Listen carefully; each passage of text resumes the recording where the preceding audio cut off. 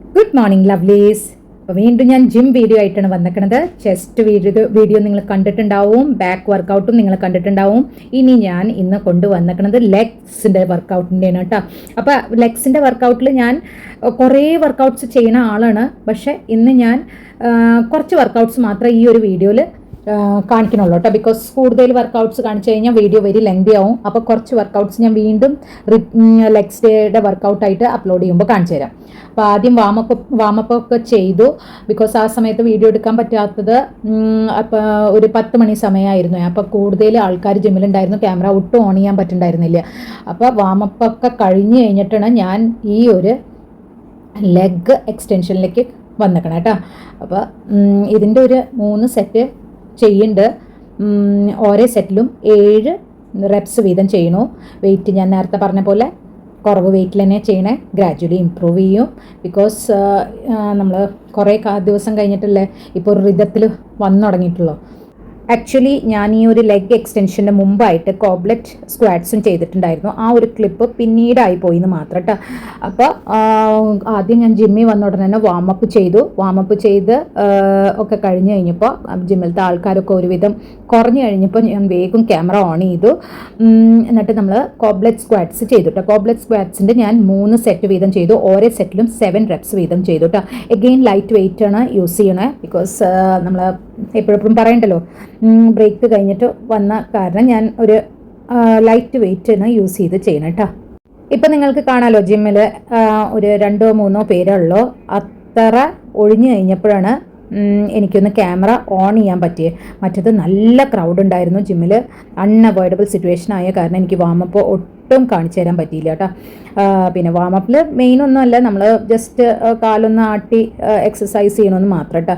പിന്നെ ഇന്നെന്താണെന്ന് അറിഞ്ഞൂടാ, ഈ ഒരു പാൻറ് വെരി അൺകംഫർട്ടബിൾ ആയിരുന്നു. പൊതുവേ ലെഗ്സ് ഡേയിൽ ഞാൻ ഈ ഒരു പാൻറ് യൂസ് ചെയ്യണതാണ് പലപ്പോഴും ആയിട്ട് വെരി കംഫർട്ടബിളും ആയിരുന്നു. പക്ഷേ ഇന്ന് ഈ ഒരു പാൻറ് വെരി എനിക്ക് ശരിക്കും സ്ക്വാറ്റ് ചെയ്യാൻ പറ്റുന്നുണ്ടായിരുന്നില്ല. ടൈറ്റ്നെസ് അതോ ലൂസായോ എന്തോ. അപ്പോൾ അത് കാരണം ആകെ റോങ് പാൻറ്റ് സെലക്ട് ചെയ്ത് വന്ന പോലെ. ഇത് നല്ലൊരു പാൻറ്റായിരുന്നു കേട്ടോ.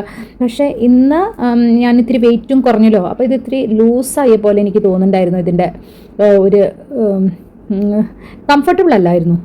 ലെഗ് ഡേയിൽ പാൻറ്റ് ശരിയായില്ലെങ്കിൽ ഭയങ്കര ബുദ്ധിമുട്ടാട്ടോ. ഇടയ്ക്കിടയ്ക്ക് പാൻറ്റ് ഇങ്ങനെ നമുക്ക് ഒരു അസ്വസ്ഥതയാണ്. അപ്പോൾ പാൻറ്റ് കറക്റ്റ് ആവാത്ത കാരണം എനിക്ക് ഈ കോബ്ലെറ്റ് സ്ക്വാറ്റിംഗ് ചെയ്യാൻ കുറച്ച് ബുദ്ധിമുട്ട് തോന്നിയിട്ടുണ്ടായിരുന്നു. പക്ഷേ ബാക്കി മെഷീൻസിൻ്റെ ഒക്കെ കുഴപ്പമില്ലായിരുന്നു. ഓൺലി ഈ ഒരു കോബ്ലെറ്റ് സ്ക്വാറ്റിങ്ങിൽ കുറച്ച് ബുദ്ധിമുട്ട് തരുന്നുണ്ടായിരുന്നു പാൻറ്റ്. എൻ്റെ വെയിറ്റും അതെ ഈ ഒരു 2 ആഴ്ചയായിട്ട് വളരെ കുറഞ്ഞു. ബിക്കോസ് ഞാൻ ഈ യൂട്യൂബും കാര്യങ്ങളൊക്കെ ആയിട്ട് എൻ്റെ ഡയറ്റ് ശ്രദ്ധിക്കുന്നുണ്ടായിരുന്നില്ല. പിന്നെ ജിമ്മിൽ പോകാറുണ്ടായിരുന്നത് റെഗുലറായിട്ട്. അത് കാരണം നമ്മൾ ജിമ്മിൽ പോകാണ്ടിരുന്നാലും ഡയറ്റ് തെറ്റിച്ചാലും നമ്മുടെ ഫിറ്റ്നസ്സിൽ അത് കാണില്ലോ. അപ്പോൾ കുറച്ച് ഒരു 3-4 കിലോ ഞാൻ കുറഞ്ഞു. അപ്പോൾ അത് കാരണം എൻ്റെ ഔട്ട്ഫിറ്റും കംഫർട്ടബിൾ അല്ലാണ്ടേ ആയിരുന്നു. മറ്റത് ഈ ഒക്കെ ഔട്ട്ഫിറ്റ് എനിക്ക് വെരി കംഫർട്ടബിൾ ആയിരുന്നു കേട്ടോ. പിന്നെ ഞാൻ പലപ്പോഴും പറഞ്ഞിട്ടുണ്ട് ലെഗ് ഡേ ഞാൻ ഗ്ലൂട്ട്സ് ഡേ കൂടിയാണ് എനിക്ക്.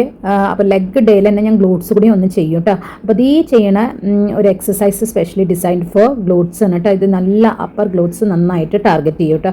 ഇതും ചെയ്യുമ്പോഴും എനിക്ക് ബുദ്ധിമുട്ടുണ്ടായിരുന്നു. ഈ ഒരു പാൻറ്റ് കംഫർട്ടബിൾ അല്ലായിരുന്നു കേട്ടോ. അപ്പോൾ ഈ പ്രാവശ്യത്തെ ലെഗ് ഡേ കുറച്ചൊന്ന് നിങ്ങൾ ക്ഷമിക്കേ. ബിക്കോസ് നന്നായിട്ട് കംഫർട്ടബിളായിട്ട് എനിക്ക് വർക്കൗട്ട് ചെയ്ത് കാണിക്കാൻ പറ്റുന്നുണ്ടായിരുന്നില്ല. ഈ ഒരു ഗ്ലൂട്ട് വർക്കൗട്ടും ഞാൻ 3 സെറ്റ് വീതം ചെയ്തു. ഓരോ സെറ്റിലും 7 അല്ലെങ്കിൽ 8 റെപ്സ്, ചിലപ്പോൾ 10 റെപ്സ് വരെയും പോകാറുണ്ട് കേട്ടോ. ഒക്കെ സ്റ്റാമിന ഒക്കെ അനുസരിച്ച്. പക്ഷേ very good for upper glutes ഡെവലപ്മെൻറ്റിന് നല്ലതാണ് കേട്ടോ. ഇപ്പം ഞാൻ ഓൾറെഡി 3 എക്സസൈസ് ലെഗ്സ്, അതിൽ ഒരെണ്ണം ഗ്ലൂട്ട്സും ഇൻക്ലൂഡഡ് ആണ് കേട്ടോ. നിങ്ങൾ ഗ്ലൂട്ട്സ് എപ്പോഴും ചെയ്യുമ്പോൾ ലെഗ് ഡേ തന്നെ ചെയ്തോളൂ. അതോ നിങ്ങൾ ഗ്ലൂട്ട്സ് ടാർഗറ്റ് ചെയ്യുമ്പോൾ ഓട്ടോമാറ്റിക്കലി നിങ്ങളുടെ ഹാംസ്ട്രിങ്ങും ക്വാഡ്സൊക്കെ ടാർഗറ്റായി പോകും. അപ്പോൾ അത് പ്രശ്നമില്ല. ലെഗ്സ് ഡേയിൽ ഗ്ലൂട്ട്സ് ഡേ ചെയ്ത് കഴിഞ്ഞാൽ ഒരു കുഴപ്പമില്ല. ഗ്ലൂട്ട്സും ലെഗിൻ്റെ ഒക്കെ ഒരു പാർട്ട് തന്നെയല്ലേ. അപ്പോൾ ഞാൻ ടോട്ടൽ 3 വേരിയേഷൻ ചെയ്ത് കഴിഞ്ഞു. ഓരോ വേരിയേഷൻ്റെ 3 സെറ്റ് ചെയ്തു. ഓരോ സെറ്റിലും 7-8 റെപ്സ് വരെ പോയിട്ടുണ്ട് കേട്ടോ. ഈ 3 വേരിയേഷനും ഞാൻ വാമപ്പ് കഴിഞ്ഞിട്ടാണ് ചെയ്തത്. ഫസ്റ്റ് വേരിയേഷൻ ഞാൻ കാണിച്ചത് കോബ്ലെറ്റ് സ്ക്വാറ്റ്സ് ആയിരുന്നു.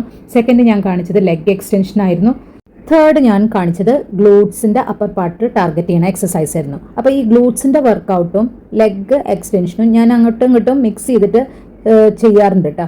കുറച്ച് ഒരു സെറ്റ് ഞാൻ ഗ്ലൂട്ട്സിൻ്റെ ചെയ്തിട്ടുണ്ടെങ്കിൽ ഒരു സെറ്റ് ഞാൻ ലെഗ് എക്സ്റ്റൻഷൻ ചെയ്യും, അങ്ങനെയും ചെയ്യാറുണ്ട് കേട്ടോ. അല്ലാണ്ട് ഒരു വേരിയേഷൻ ഫുള്ള് 3 സെറ്റ് അടിച്ച് കഴിഞ്ഞിട്ട് സെക്കൻഡ് വേരിയേഷനിൽ പോവുള്ളൂ അങ്ങനെയൊന്നുമില്ല. ബിക്കോസ് ചില സമയത്ത് എനിക്ക് ബോറടിക്കും ഒരേ വേരിയേഷൻ്റെ 3 സെറ്റ് ചെയ്ത് വരുമ്പോൾ, ആൻഡ് ഓരോ സെറ്റിലും 7-8 റെപ്സ് ഒക്കെ ചെയ്ത് വരുമ്പോഴേക്കും എനിക്ക് ബോറടിക്കാണ്ടിരിക്കാനും ആ എനർജി ലെവൽ മെയിൻറ്റെയിൻ ചെയ്യാൻ വേണ്ടിയിട്ട് ഞാൻ മിക്സ് മാച്ച് ചെയ്ത് ഇങ്ങനെ ചെയ്യാറുണ്ട്.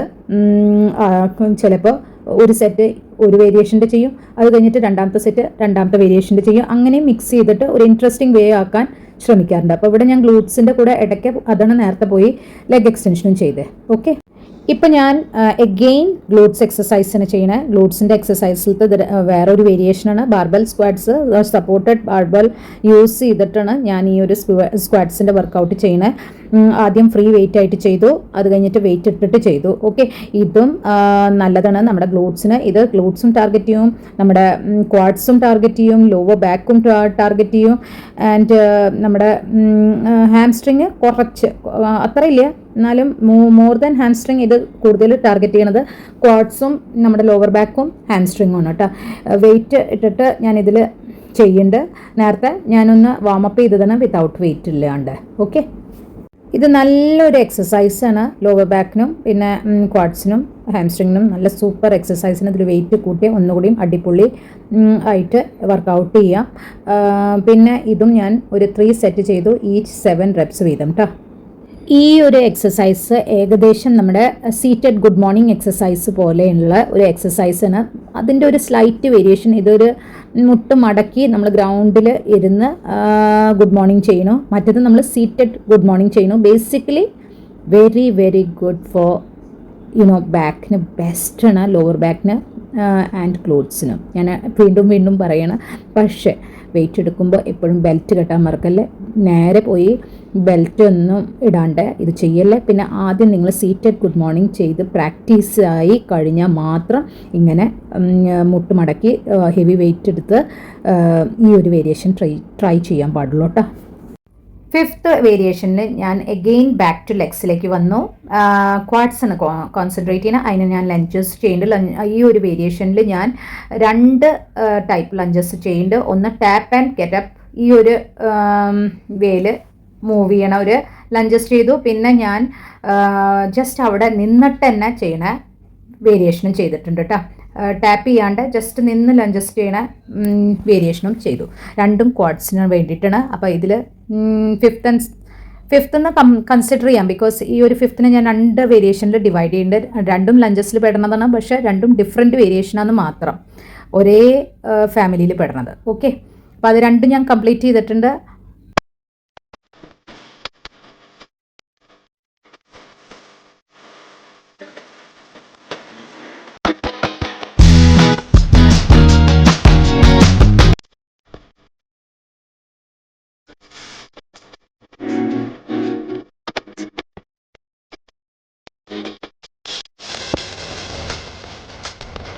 ഞാൻ നേരത്തെ പറഞ്ഞില്ലേ ലഞ്ചസിൽ 2 വേരിയേഷൻ ഒരേ ഫാമിലിയിൽ പെടുന്നത്, അതാണ് ഇപ്പോൾ ഇതേ കാണിക്കുന്നത്. ഇതാണ് സെക്കൻഡ്. ഇതിൽ നമ്മൾ ടാപ്പ് ചെയ്ത് എനിക്കില്ല, ജസ്റ്റ് ഒരേ സ്ഥലത്ത് തന്നെ ഫിക്സ്ഡ് പൊസിഷനിൽ നിന്നിട്ട് നമ്മൾ ലഞ്ചസ് ചെയ്യണം. ഇത് രണ്ടും ഒരേ ഫാമിലിയിൽ പെടുന്നതാണ് കേട്ടോ.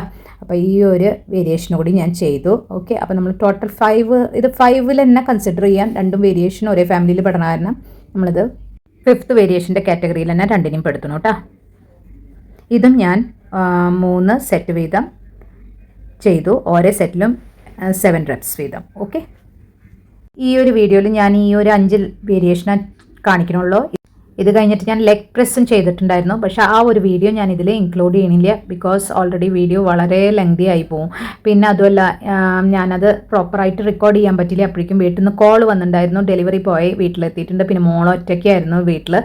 ഇപ്പം ഞാൻ വീട്ടിലേക്കുള്ള വേയിലേക്കാണ് പോകണം കേട്ടോ. അപ്പോൾ ഇതാണ് ഇന്നത്തെ ഒരു ക്ലൈമറ്റിൻ്റെ കണ്ടീഷൻ. നല്ല പ്ലെസൻറ്റ് ക്ലൈമറ്റാണ്, അടിപൊളി ക്ലൈമറ്റൊക്കെയാണ്. പക്ഷെ കാറ്റ് വീശണില്ല, ഒരൊറ്റ ഇല പോലും അനങ്ങണത് കണ്ട.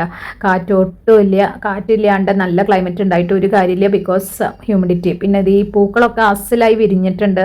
ഇന്ന് കണ്ടപ്പോൾ മിക്ക മിക്ക സ്ഥലത്തും പൂക്കൾ വിരിഞ്ഞ് നിൽക്കേണ്ടതാ കണ്ടില്ലേ, നല്ലോണം നിൽക്കേണ്ട.